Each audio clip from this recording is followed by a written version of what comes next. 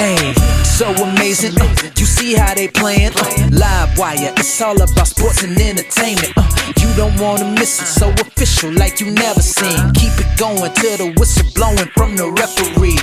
Everything from highlights and stats, you know that we gotta run it back. Whether on the field or the court, you know that this is where it's at. Subscribe, no delaying. This is LiveWire, sports and entertainment. Let's go. What's good, Washington Commander fans? Alright, this is going to be a little short introduction video for minicamp that starts tomorrow.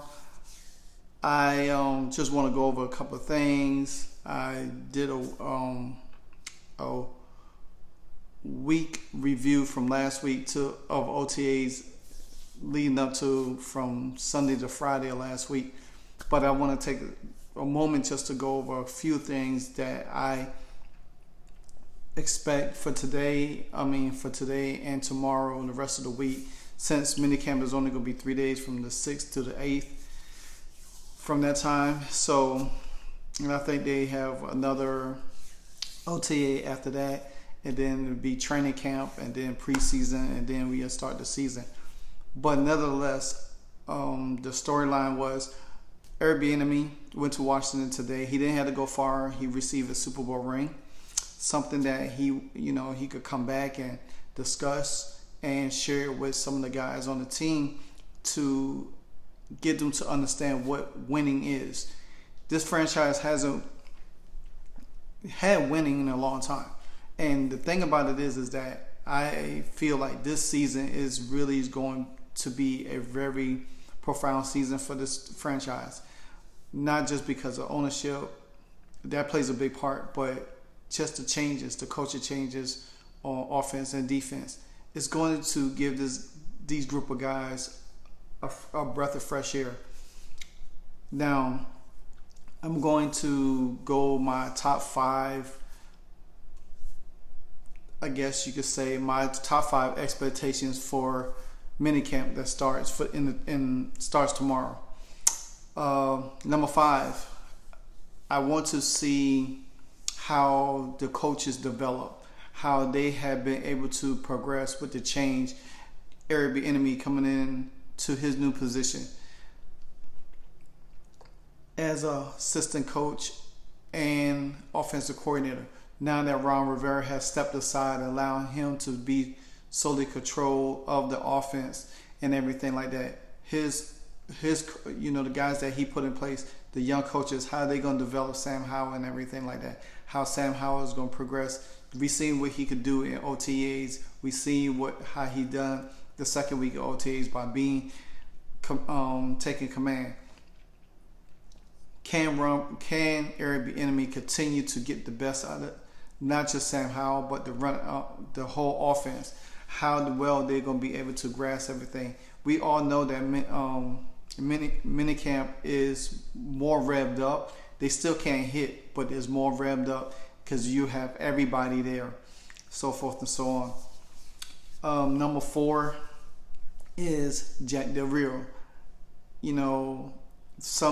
I dropped a video today. Somebody commented and said that, hey, they think that when ownership comes, everybody's going to get wiped out besides Airbnb. I think Jack Del Rio's job is safe because it was safe from last year. I think if the defense didn't play well, Jack Del Rio's job would have been in jeopardy. I think Jack Del Rio is playing for his job also, and I think the defense is going to solidify that for him to keep his job another year.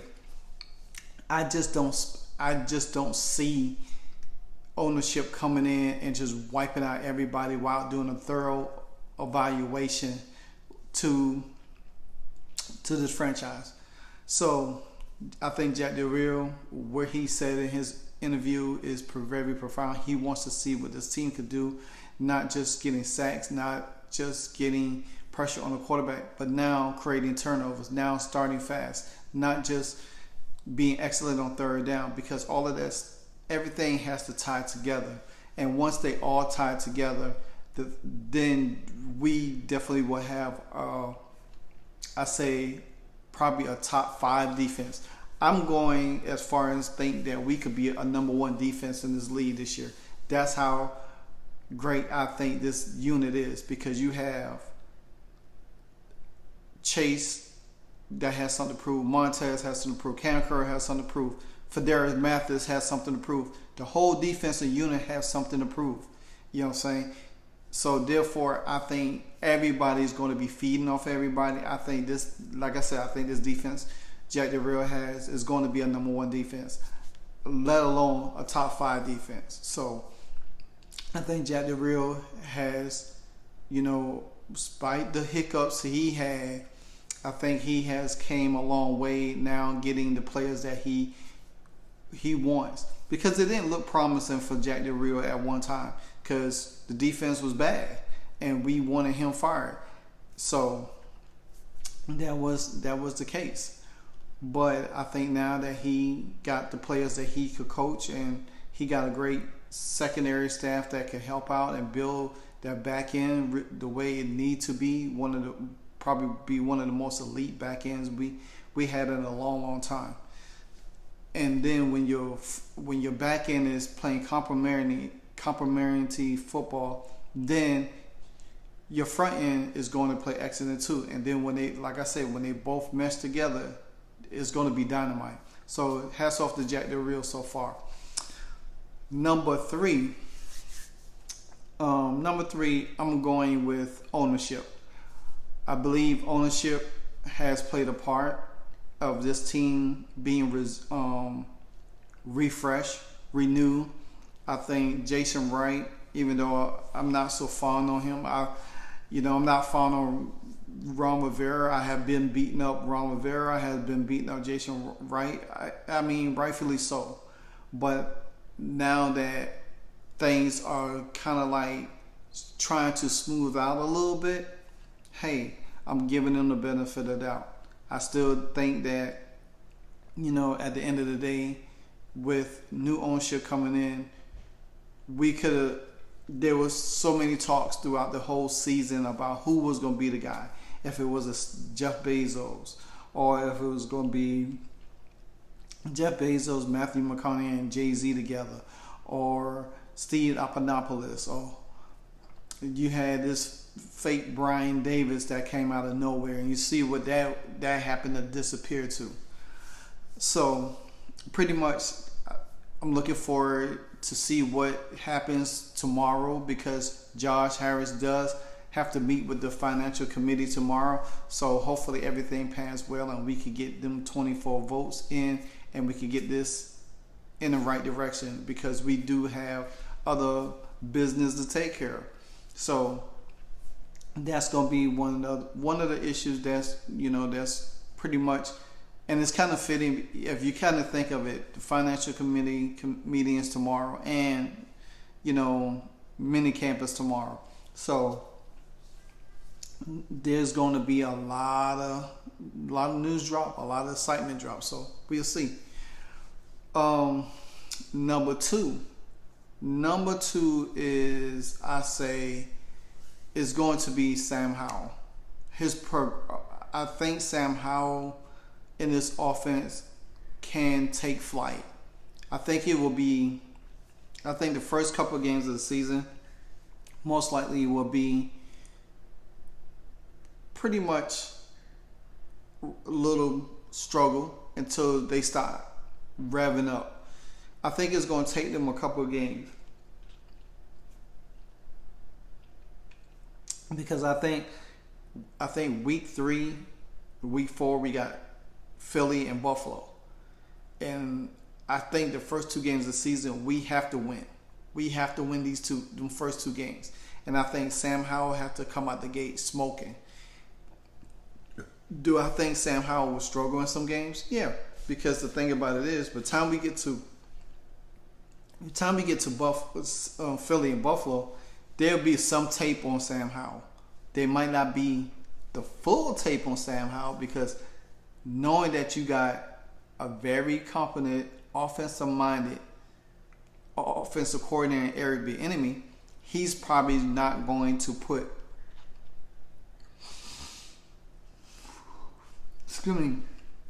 He's probably not going to put the whole package out. He's probably going to do it game by game. Whatever the game calls for, that's how he's going to call it. He's not going. I don't think he's going to call it pretty much where, you know, you just throw the whole book out there.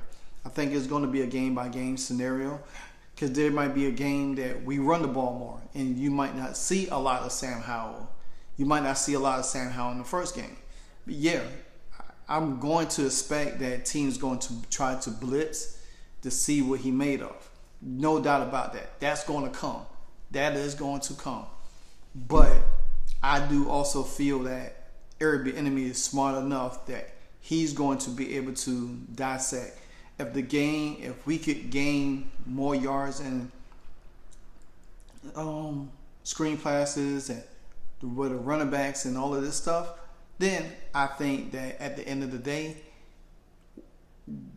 teams won't get that much look on Sam Howell. So that's what I'm hoping. But I do believe Sam Howell is going to have some growing pains. I think Sam Howell is going to be the guy that we needed for a long time. Despite all the media coverage of saying that he's not good, I think Sam Howell is that guy. I think Sam Howell will take this franchise in another direction as a leader, as a quarterback. Like I said, I do have a video coming this week about Sam Howell, Desmond Ridder, and Kenny Pickett and what they are going to be able to do in season 2. Now, granted, Desmond Ridder and Kenny Pickett did start more games than Sam Howell, so they do have a jump on him. But I think Sam Howell having Eric Bieniemy is going to be more beneficial, because he's going to be able to excel faster, because they both knew. So you have a brand new quarterback and a brand new OC. You are able to learn from each other quickly, just like how Eric B had Patrick Mahomes over there when they traded away Alex Smith. He was able to work with him hand in hand, and then when he stepped in, then it was easy. So I think this is where Sam Howell is going to be able to feed off of Eric Bieniemy game from game. Yeah, like I said, there's going to be mistakes. We cannot expect he goes in there and be Tom Brady or Peyton Manning. You know, he's going to be Sam Howell. I seen him what he could do at North Carolina. Trust me, like I said before, I'm a Miami Hurricane fan. I done seen what this dude did against my team. So therefore, I know what Sam Howell is about. Now, my number one expectation, and you know where I'm going with it, is the number 2 overall pick, Chase Young. Now, we had media day. They took pictures and everything. He was there. Montez was there. Charles Leonard was there. Great to see. Now, like I said before, and I'm not alone in this, you know, because other content creators, you know, they talked about Chase. You know, I read a lot of comments. I see a lot of, you know, how everybody on Twitter and stuff like that, and that's fine.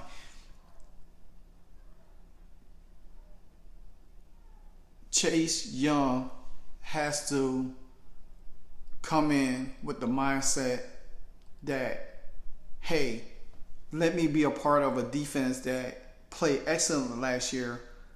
Let's take it to another level. You got to think, Federa's Mathis coming back. He's going to have something to prove too. So we got all of these parts on this defense. Only thing Chase has to do is just fit in. Fit in, allow the defense play how they played last year. If, like I said early on, if the back end and the front end plays together, there ain't no way in the world that this defense cannot be the number 1 defense in the league.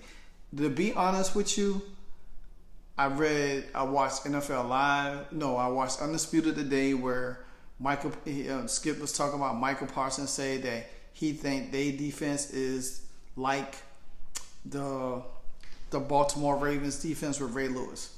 let me explain something.